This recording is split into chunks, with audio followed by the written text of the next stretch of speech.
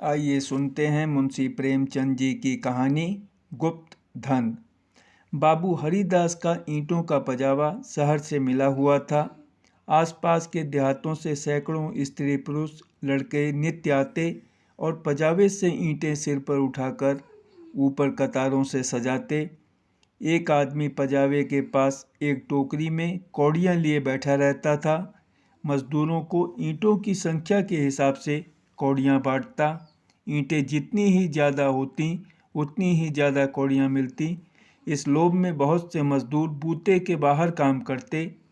वृद्धों और बालकों को ईंटों के बोझ से अकड़े हुए देखना बहुत करुणाजनक दृश्य था।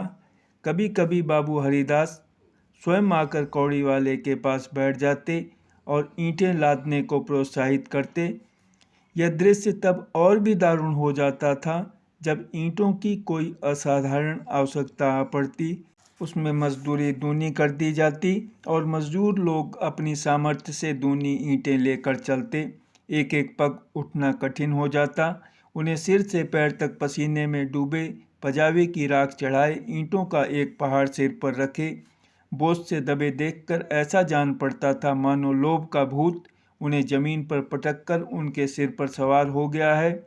सबसे करुण दशा एक छोटे लड़के की थी जो सदैव अपनी अवस्था के लड़कों से दोगुनी ईंटें उठाता और सारे दिन अविश्रांत परिश्रम और धैर्य के साथ अपने काम में लगा रहता। उसके मुख पर दीनता छाई रहती थी। उसका शरीर इतना क्लिष्ट और दुर्बल था कि उसे देखकर दया आ जाती थी। और लड़के बनिए की दुकान से गुड़ लाकर खाते। कोई सड़क पर जाने वाले इक्कों और हवाई गाड़ियों की बाहर देखता और कोई व्यक्तिगत संग्राम में अपनी जिह्वा और बाहु के जौहर दिखाता। लेकिन इस गरीब लड़के को अपने काम से काम था। उसमें लड़कपन की न चंचलता थी, न शरारत, न खिलाड़ीपन, यहाँ तक कि उसके होठों पर कभी हंसी भी न आती थी। बाबू हरिदास को उसकी दशा पर दया आती। कभी कभी कौड़ी वाले को इशारा करते कि उसे हिसाब से अधिक कौड़ियाँ दे दो। कभी कभी वे उसे कुछ खाने को दे देते। एक दिन उन्होंने उस लड़के को बुलाकर अपने पास बैठाया और उसके समाचार पूछने लगे। ज्ञात हुआ कि उसका घर पास ही के गांव में है। घर में एक वृद्धा माता के सिवा कोई नहीं है और वह वृद्धा भी किसी पुराने रोग से ग्रस्त रहती है। घर का सारा भार इसी लड़के के सिर था। कोई उसे रोटियां बनाकर देने वाला भी न था। शाम को जाता तो अपने हाथों से रोटियां बनाता और अपनी माँ को खिलाता था। जाति का ठाकुर था। किसी समय उसका कुल धन धान्य से संपन्न था। लेन देन होता था और शक्कर का कारखाना चलता था। कुछ जमीन भी थी, किंतु भाइयों की स्पर्धा और विदेश ने उसे इतनी हीनावस्था को पहुंचा दिया कि अब रोटियों के लाले थे। लड़के का नाम मगन सिंह था। हरिदास ने पूछा, गांव वाले तुम्हारी कुछ मदद नहीं करते? मगन, वाह, उनका वश चले तो मुझे मार डालें। सब समझते हैं कि मेरे घर में रुपए गड़े हैं। हरिदास ने उत्सुकता से पूछा, पुराना घराना है, कुछ न कुछ तो होगा ही। तुम्हारी माँ ने इस विषय में तुमसे कुछ नहीं कहा? मगन, बाबूजी, नहीं, एक पैसा भी नहीं। रुपए होते तो अम्मा इतनी तकलीफ क्यों उठाती? बाबू हरिदास मगन सिंह से इतने प्रसन्न हुए कि मजूरों की श्रेणी से उठाकर अपने नौकरों में रख लिया। उसे कौड़ियाँ बांटने का काम दिया और पजावे में मुंशी जी को ताकीद कर दी कि इसे कुछ पढ़ना लिखना सिखाइए। अनाथ के भाग्य जाग उठे। मगन सिंह बड़ा कर्तव्यशील और चतुर लड़का था। उसे कभी देर न होती, कभी नागा न होता। थोड़े ही दिनों में उसने बाबू साहब का विश्वास प्राप्त कर लिया। लिखने पढ़ने में भी कुशल हो गया। बरसात के दिन थे, पजावे में पानी भरा हुआ था, कारोबार बंद था। मगन सिंह 3 दिनों से गैर हाजिर था। हरिदास को चिंता हुई, क्या बात है, कहीं बीमार तो नहीं हो गया, कोई दुर्घटना तो नहीं हो गई। कई आदमियों से पूछताछ की पर कुछ पता न चला। चौथे दिन पूछते पूछते मगन सिंह के घर पहुँचे। घर क्या था, पुरानी समृद्धि का ध्वंसावशेष मात्र था। उनकी आवाज़ सुनते ही मगन सिंह बाहर निकल आया। हरिदास ने पूछा, कई दिन से आए क्यों नहीं? माता का क्या हाल है? मगन सिंह ने अवरुद्ध कंठ से उत्तर दिया, अम्मा आजकल बहुत बीमार है, कहती है अब न बचूंगी। कई बार आपको बुलाने के लिए मुझसे कह चुकी है, पर मैं संकोच के मारे आपके पास न आता था। अब आप सौभाग्य से आ गए हैं तो जरा चलकर उसे देख लीजिए, उसकी लालसा भी पूरी हो जाए। हरिदास भीतर गए। सारा घर भौतिक निस्सारता का परिचारक था। सुर्खी, कंकड़, ईंटों के ढेर चारों ओर पड़े हुए थे।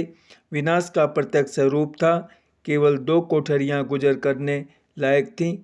मगन सिंह ने एक कोठरी की ओर इन्हें इशारे से बताया। हरिदास भीतर गए तो देखा कि वृद्धा एक सड़े हुए काठ के टुकड़े पर पड़ी कराह रही है। उनकी आहट पाते ही आंखें खोलीं और अनुमान से पहचान गई। बोली, आप आ गए, बड़ी दया की। आपके दर्शनों की बड़ी अभिलाषा थी। मेरे अनाथ बालक के नाथ अब आप ही हैं। जैसे आपने अब तक उसकी रक्षा की है, वह निगाह उस पर सदैव बनाए रखिएगा। मेरी विपत्ति के दिन पूरे हो गए, इस मिट्टी को पार लगा दीजिएगा। एक दिन घर में लक्ष्मी का वास था।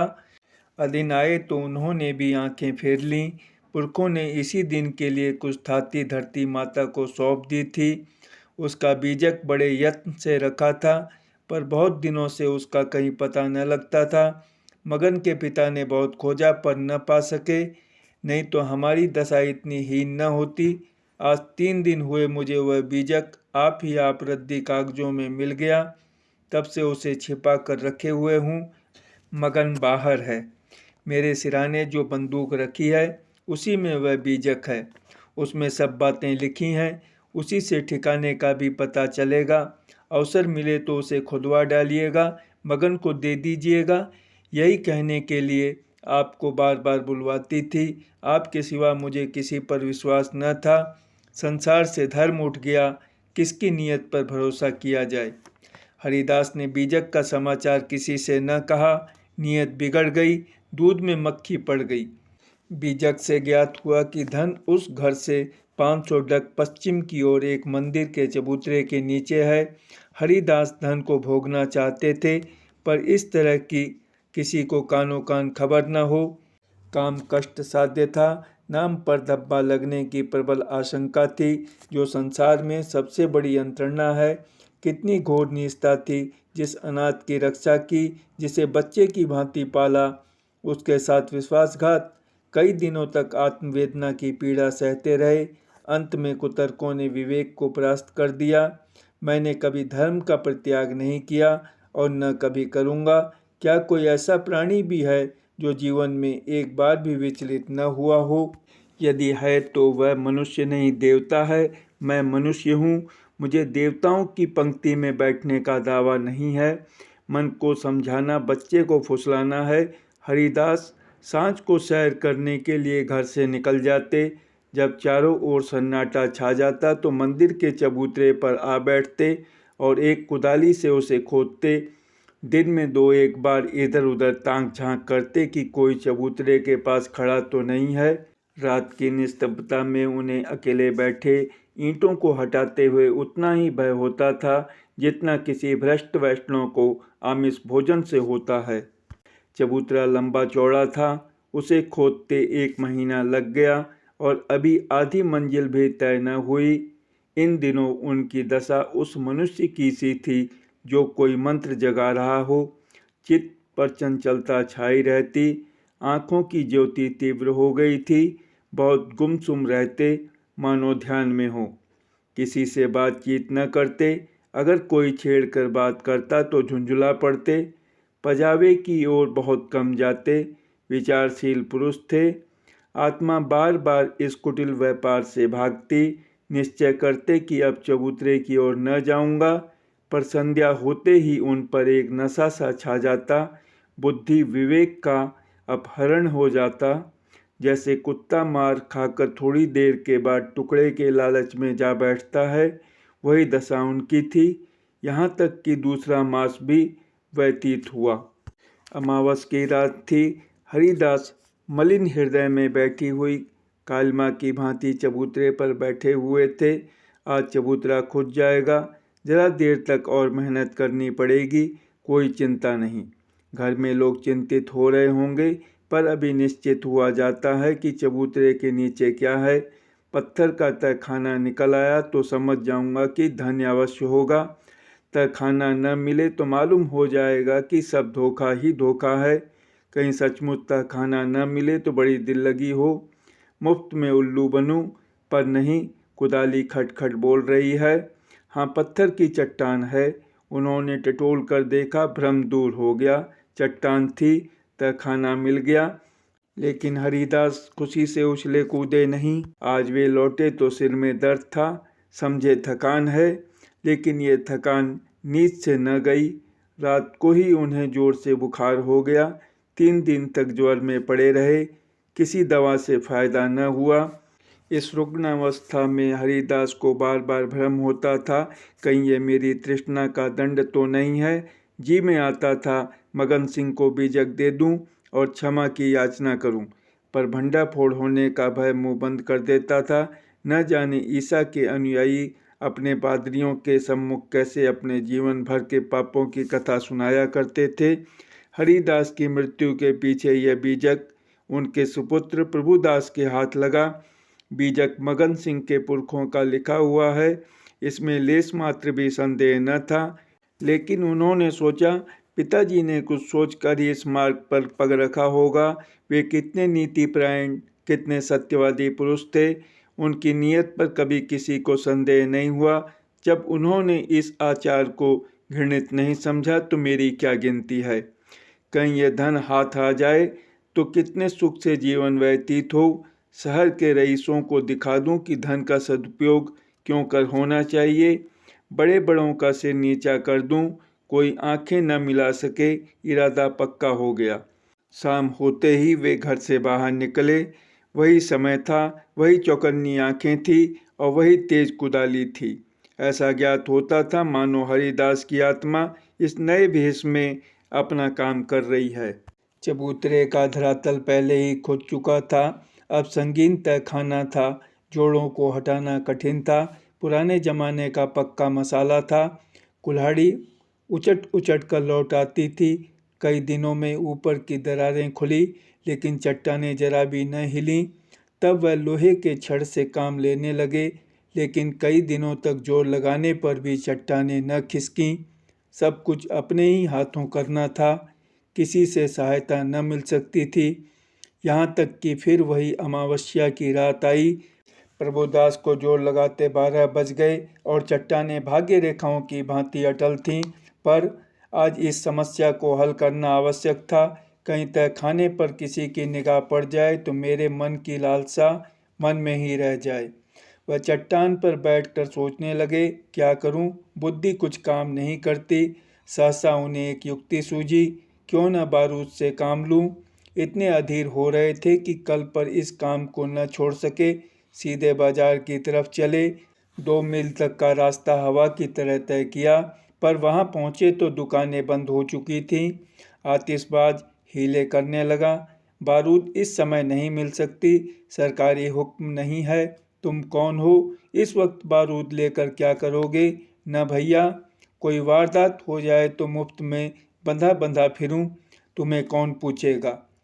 प्रभुदास की शांत वृत्ति कभी इतनी कठिन परीक्षा में न पड़ी थी। वे अंत तक अनुनय विनय ही करते रहे, यहाँ तक कि मुद्राओं की सुरीली झंकार ने उसे वशीभूत कर लिया।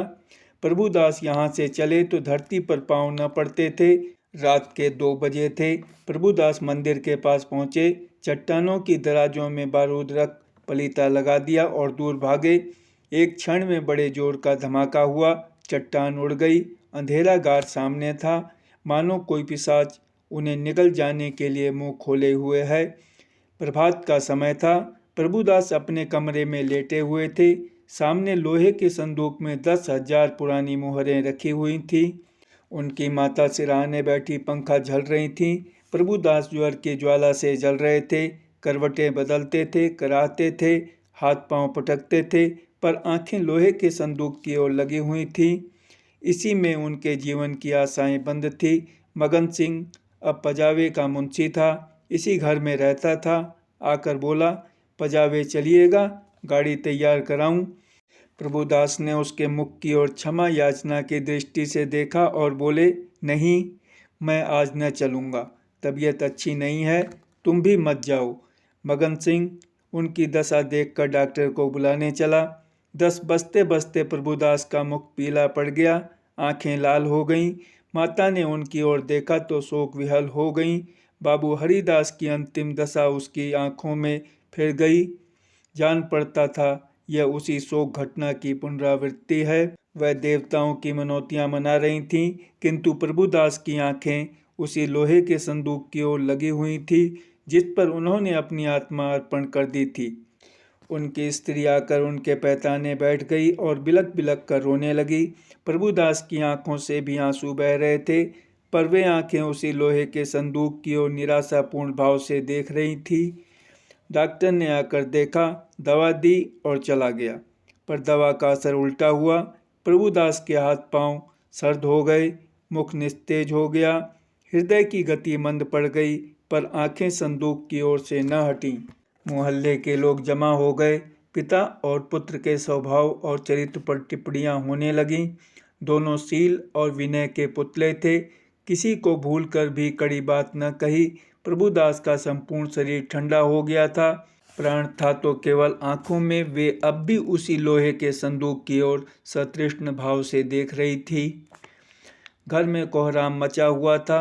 दोनों महिलाएं पछाड़े खा खा कर गिरती थी। मोहल्ले की स्त्रियां उन्हें समझाती थी। अन्य मित्रगण आंखों पर रुमाल जमाए हुए थे। जवानी की मौत संसार का सबसे करुण, सबसे अस्वाभाविक और भयंकर दृश्य है। यह वज्रघात है, विधाता की निर्दय लीला है। प्रभुदास का सारा शरीर प्राणहीन हो गया था, पर आंखें जीवित थीं। वे अब भी उसी संदूक की ओर लगी हुई थीं। जीवन ने तृष्णा का रूप धारण कर लिया था। सांस निकलती हैं पर आस नहीं निकलती। इतने में मगन सिंह आकर खड़ा हो गया। प्रभुदास की निगाह उस पर पड़ी। ऐसा जान पड़ा मानो उनके शरीर में फिर रक्त संचार हुआ। अंगों में स्फूर्ति के चिन्ह दिखाई दिए। इशारे से अपने मुंह के निकट बुलाया, उसके कान में कुछ कहा। एक बार लोहे के संदूक की ओर इशारा किया और आंखें उलट गईं। प्राण निकल गए। धन्यवाद।